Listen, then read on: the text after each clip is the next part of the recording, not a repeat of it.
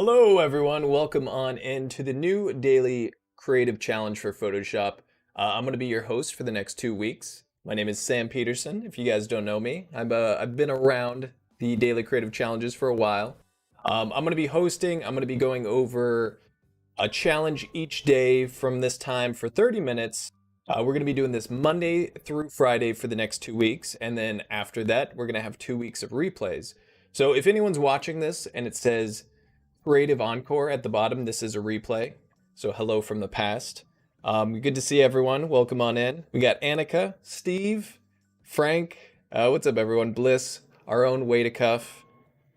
Who have I missed? Mercurial. Hello. Welcome on in, everybody. Ralph, good to see you. Bruce. Hey, everyone. I hope you guys are excited for the next 2 weeks, because I am. I'm excited to be hosting again. This is my second time doing the Photoshop Daily Creative Challenges. So what I'm going to do today is go over a little bit of what we're going to be doing, what you guys can expect, how to join the challenges, how to join the Discord, how to submit designs, share it with the community, all that good stuff. So first and foremost, let's talk about how to join these challenges if you are completely new and you have not seen this before. You can go to the landing page here, behance.net/challenge/Photoshop. And these are this is basically the landing page where all the challenges are going to be posted each day. So each day, a new one will be revealed. So if you go down right now, you'll see that there are none because this is just the welcome day. We're not really doing a challenge today, although we will be doing a little bit of cover design for a Behance project. But this isn't an official challenge. We'll just kind of be messing around in Photoshop today.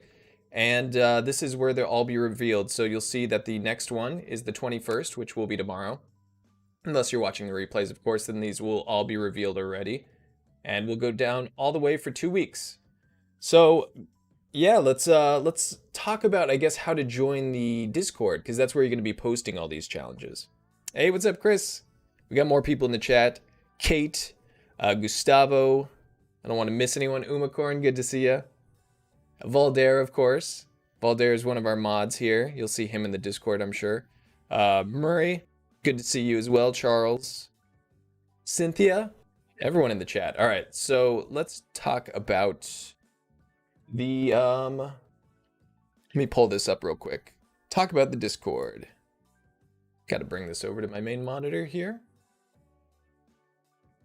Bam, there we go. So this is the Discord. If you guys don't have it, you can access Discord through the app or through the browser. I use the app myself. I think it's very, very nice, very helpful. But if you look here on the left-hand side, this is basically where all the channels are going to be. So you'll see feedback. This is kind of the main place you'll probably be within in the Discord community. It's the challenge tab under feedback. And this is where you can submit any current challenges.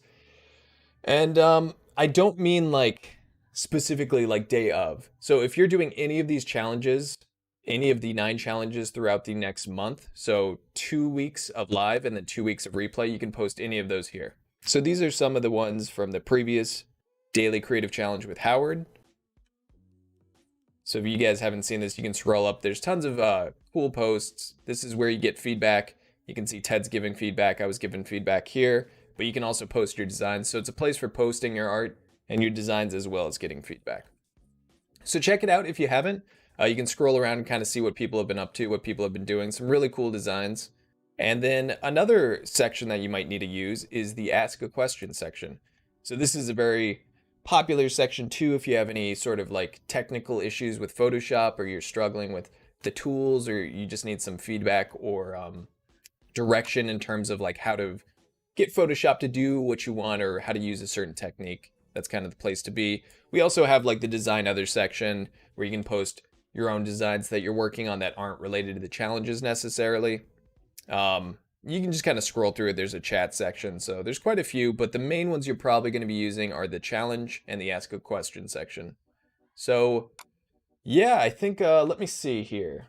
What do I want to cover today? So we're going to be going over a little bit of Photoshop tools, and then I'm going to show you some simple techniques to create a cover image with kind of a cool method there.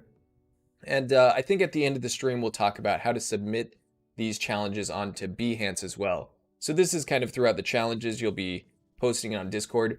But at the end, or even as you go, if you want to update your Behance project, that's a great way to do it as well. So let's hop into Photoshop, shall we? Hey, what's up, Seraphin? Good to see you. The one and only Mr. Peterson. That's me. Well, I guess my dad, too. He's also Mr. Peterson, so there's at least two of us that I'm aware of. Norsh, good to see you. Welcome on in. Hope I didn't miss anyone, but it looks like everyone's here. It looks like the whole gang is here today. And Odari actually just said that. The gang's all here. Same page. Gareth, I don't know if I said hey to you. Good to see everyone. Patrick, hello, welcome. So this is Photoshop. If anyone is completely new to Photoshop, I just want to go over some of the basics of it. If anyone is an experienced Photoshop user, you'll know this already, but my hope is that these challenges will be an opportunity for people who are new to Photoshop to kind of get your bearings a little bit, get used to it, get a very general feel for like the layout, the tools, and the techniques available. And then if anyone's intermediate or advanced, you can kind of use these challenges just to strengthen those skills, those fundamentals that you already have, and maybe pick up some new tips and tricks and tools here and there. So Photoshop, to break it down fairly simply, you have all your toolbars here on the left. So if I'm talking about tools, you can just kind of scroll over here and see which one they are. So if I talk about the move tool, I'll usually give you the hotkeys. You can see that's V, so it has the name of the tool and the hotkey next to it, which is really helpful. Another little tip is that if you click and hold on it, you can see the different tools within that category. But a nice little hotkey that you can do is actually hold on Shift to cycle through it. So the rectangular marquee tool is M, and you can hold on Shift M to cycle through some of these. So that's something I use pretty frequently, but all the tools are going to be here. You got your menus up here. If you ever need to pop open windows that I mentioned that you don't have or you don't see, a lot of times that's going to be through the window menu. So if you need to put up like a timeline, you'll see that it pops up at the bottom, and you can remove it by doing the same thing, just going back to window, clicking on it again. So you'll see how many options are up here. Brushes, that'll pop up brushes and all that, and you can move these little toolbars around, snap them in place, so you can kind of customize your workspace as well. But tools on the left, the menu bars up at the top. And what are some useful ones? Some common ones you'll probably see are the filter. There's a lot of like cool filters and effects that you can access through this menu. So check that out. You can play around like blurs, sharpens. There's like the whole filter gallery, which has all sorts of filters and effects that I use a lot. Edit, you'll find a lot of common things you're going to be accessing through here, transform and such. But also if you want to update your hotkeys, I always recommend if you use a tool frequently, learning the hotkey for it. But sometimes there isn't a hotkey, or you want to customize your own, and you can do that through the keyboard shortcuts. So that's kind of the basic layout of Photoshop. Menus at the top, tools on the left, and of course the all-important layers panel here around the bottom right. You can also access channels and paths here, but you'll be using layers all the time, so this is a very important one to know. But that's kind of the big sections of it that I just want you to be familiar with before we kind of jump into anything. Hey, what's up, Gus? Good to see ya. Biola, I don't think I said hey to you. How you doing? We got Marsha, Liam. Hello, welcome on in, everyone. Good to see ya. So today, like I said, it's just the welcome day. I just kind of wanted to tell you guys how to join the challenges, where to submit work, a little bit of what we'll be doing in Photoshop here. But I thought it would be fun, and there is a starter file, just to do like a little cover image. You guys can do this any way you want, but this cover image would be used for your Behance project. And hopefully at the end we'll have time to cover that briefly. But what I want to do is just kind of use some selection tools and masking to create like a cool depth effect. So, there's some very simple techniques you can do that are like really effective visually. So I'm going to select my, gotta mention this first, the lasso tools here. But the second one down here is the polygonal lasso tool. So I'm going to select that, and you just click and you get these nice straight lines, and you can press escape to undo it if you want to start over. But just kind of click, and we're going to give each one of these words like a different sort of effect. So actually what I want to do is Control D to deselect, because I need to duplicate this layer. So Control J to duplicate, or you can right click and do duplicate. And what I want to do is mask these out in two different ways and slant it. I'll show you what I mean. It's easier to describe these things visually. So I'm going to make a little selection, and if you click at the end, you'll complete the selection. And down here, this little rectangle with a circle in it, if you click that, it'll mask it out. So now we have the top part of this. And what I want to do is kind of do the same thing, but the opposite selection for the bottom half. So what I'm going to do is grab my duplicate, which is here, and I'm going to right click the mask that we just had and do add mask to selection. Now I'm going to select my layer that we haven't masked out yet, the one on top, and I'll name these in a second. And I'm going to do Control-Shift-I to invert the selection. And now we have the bottom. So we have both the top and the bottom on two different layers. So I'm gonna do challenge top and challenge bottom to avoid confusing myself. Hey, what's up, Don? Good to see you. Welcome on in. All right, so we have those two, and I thought it would be fun to take the top one, press V for your move tool, this one at the top here, and just click and drag. Did I name them wrong? I named them wrong. All right, I got this backwards. Let's try this again. I do this all the time. All right, and then I'll move this one on top to avoid confusing myself. There we go. All right, I did it. And now back to the move tool with V, and I'm just gonna offset it a bit, but keep them touching each other. I'm not gonna like overlap them vertically. Already, I think that's kind of a cool effect. It's a little offset effect, but I love using multiply layers. You guys can use gradients for this. I'm gonna use a brush, but if you do Control or Command, Shift N, that'll create a new layer. So what I'm gonna do is I'm gonna put this on the bottom layer. So you can see it's right above the bottom layer here. I'm gonna right click it and do Create Clipping Mask. And now we have an effect that will be completely restrained to the bottom text. So I'm gonna grab a kind of dark desaturated blue, and I'm just gonna lightly with a soft round brush, it's this sort of airbrush effect, just gonna click and kind of drag along that seam. I'm not gonna go over it too much, but we're gonna get this sort of shadowy effect. And if you want to, you can turn your flow down quite a bit. I have mine at 43%. When I use a stylus, it's not a problem, but if I'm using a mouse, I usually have a pretty low flow, so I can very gradually build it up. Also, let's change this to a multiply layer, which will give us a little bit more of an even effect with different colors. And you're just kind of clicking and dragging. Now we got like a nice little sense of depth, like a page was ripped or cut or something and shifted. That's a Fruit Ninja effect, exactly. We're gonna be slicing and dicing today. Actually, are we? Yeah, we're kind of cutting on the next one, kind of. Anush, welcome on in. Is General Kenobi here? I see greetings with the General. General Kenobi, welcome on in. Good to see you. All right, so the next one, let's try something here. Let me move this. All right, so what I'm gonna do is a little effect that's kind of similar but different with the creative text. So I'm gonna Control J while selecting it, duplicate that one as well. And I'm gonna grab one of them and I'm gonna grab my marquee tool, which is M, but I'm gonna get the rectangular marquee tool. And I'm just gonna create a selection, I don't know, right there. That looks pretty good to me. I'm gonna mask that out.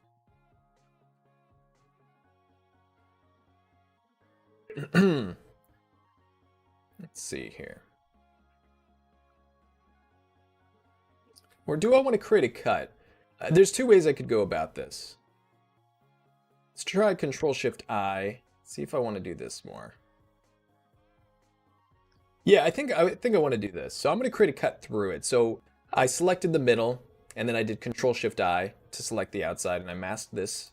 So now we have this, but now we have this piece showing a little bit through it, so you can't see it. But if I resize this, gotta grab the anchor point here at the top, and you can resize it.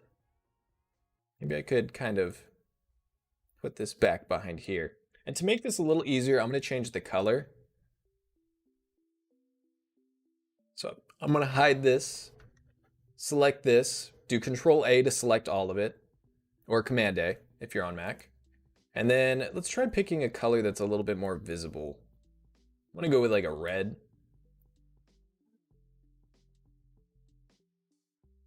Yeah, that's pretty good. And what I want to do is go back to my mask here, right click the mask, add to selection. So I use this a lot. And now I'm going back to the red text that's below it. So I want to position it just right.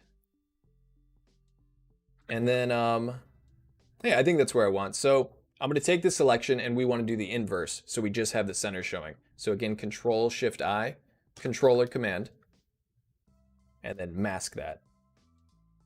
So now we have this text behind the one that's been masked out in the middle, and we inverted the selection so this is masked out on the top and bottom, and it shrunk down a little bit, if that makes sense. So this is what they look like separately. But I'm using that same masking, I'm just inverting it so they line up exactly how I want. And from there, we can do the same thing we just did, which I'm going to be coloring on the red text to add shadow. So I want to select that. And I should name this. I try to name all my layers Creative Red, and I'll just put Creative White. You can put front, back, top, bottom, whatever you want, but whatever helps you distinguish them. Because once you have like 50 layers, in some projects, it gets really hectic. I try to group and name. I think that's a pretty contentious point with a lot of people. I feel like whenever we have live streams and people are talking about if they name their layers or not, it's always like 50-50. But my recommendation would be naming your layers, grouping them. And it's easy to do if you do it from the very beginning, but like once you're like 50 layers deep, it's kind of a mountain to climb at that point. So I try to do it early on, see if I can maintain it. All right, so let's go to our red layer. Control or Command Shift N. That's the hotkey for create a new layer.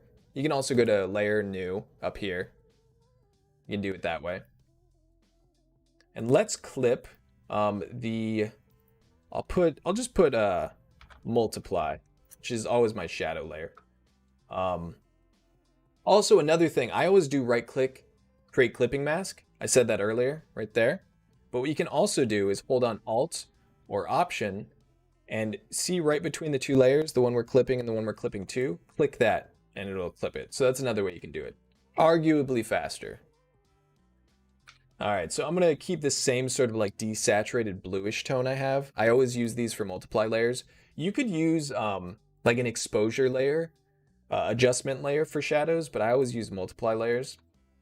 I think I like the control I get with a brush, being able to darken it down with the color a bit if I want. But as you'll find in Photoshop, there's lots of ways to do the same thing. So I'm just clicking and I'm holding on Shift. And Shift actually constrains the direction of your brush, either horizontal or vertical, depending on which way you do it. But it won't let you kind of like make a wobbly shape. So if anything that's kind of like a straight edge like this, where you need it completely horizontal or vertical, you can hold on Shift. So that's kind of nice. A little bit of a depth effect there. I always squint at the layer thumbnail. Just making sure we don't have any questions here that I've missed. And if anyone did ask a question and I missed it, feel free to post it again. Is it possible for a layer to have no name at all? I mean, a blank name. I don't believe so, because I think it always defaults to the last name you had. All right, so we got that. What time is it? We got a little bit of time. Let's talk about daily. So this is the only one we haven't affected. This is kind of fun. So what you can do here, I'm gonna leave it at one layer, but I'm gonna take my text tool, hotkey T. So you can press there. Text tool is right down here. And I'm going to make each one of these letters individually. So I'm gonna delete the rest of the letters and just leave it with the D. And then Control J or Command J to duplicate. I'm gonna press V for move and then hold on Shift, click and drag. You can see how when you start doing a lot of tasks very quickly, hotkeys are very important, because having to select each one of those things individually, when you're doing it rapidly, it takes a lot longer. So I'm gonna name this one, it's gonna be our A. And then I'm going to Control J, Controller Command J, V for the move tool, Shift, drag. So this is kind of the rhythm we're doing. T for text. And I'm going to put caps lock on just to make this easier. D-A-I, select my I, Control J. Then we got V, Shift, holding on Shift while sliding it over, T, and repeat. All right, so you guessed it, the next one is Y. That whole process, once again, with the text tool, and we'll do Y. Perfect. All right, so what I want to do is overlap these. Since they're all individual, I can kind of click and slide these around. V for the move tool, Shift and drag to get exactly where I want. And I'm just going to do that for each letter and repeat it. So V for the move tool, select the layer I want to move, Shift and drag. Just enough so there's a little bit of overlap between each one. And we are going to use our friend, the multiply layer again. There, so very hard to read, not very legible.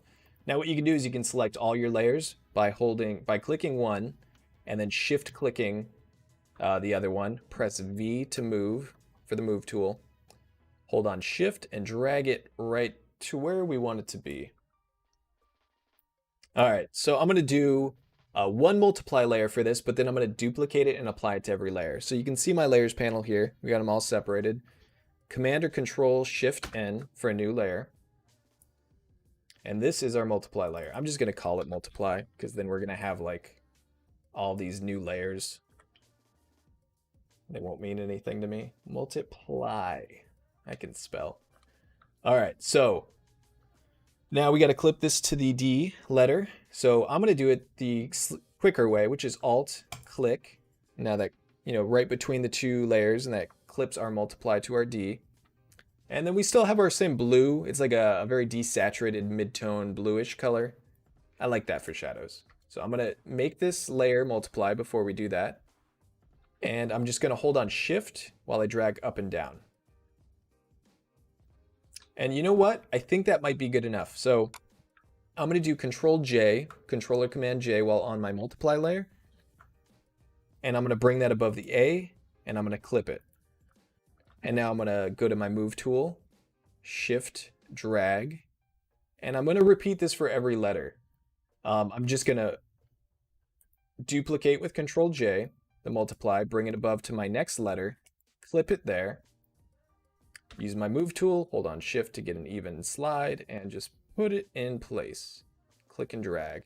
And of course, if you guys have any questions about anything I've just done, you need to have me clarify, let me know, but I'm going to repeat that process for the last letter. We don't need it for the Y because there's nothing overlapping the Y.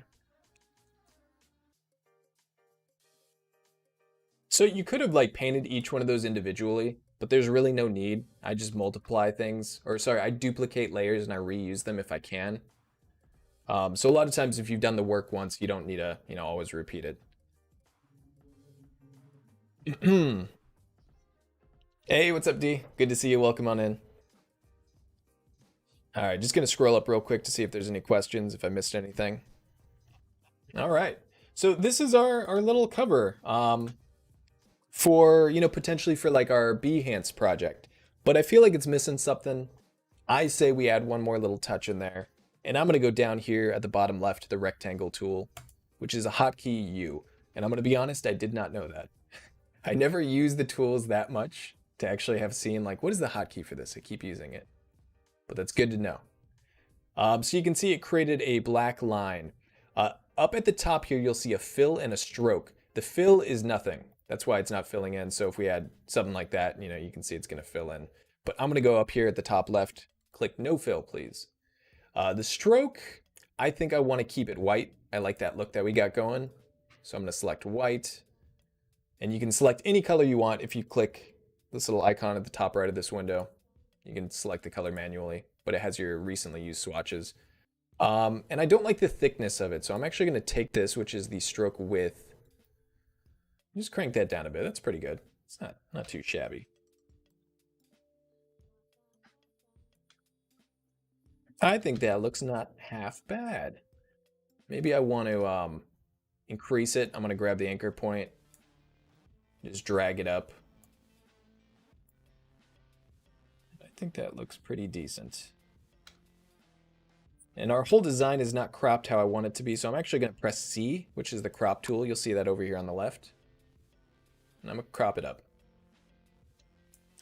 Now, I don't have time, I think, to go too much into the Behance projects, but I do want to show you that very briefly. So if we go here, this is my Behance channel, Sam Peterson Art. You'll see if you go to the top here, you can do share your work. And I actually updated my projects last night. I have more to update, so you'll probably see a few more. But I'll do this after the stream.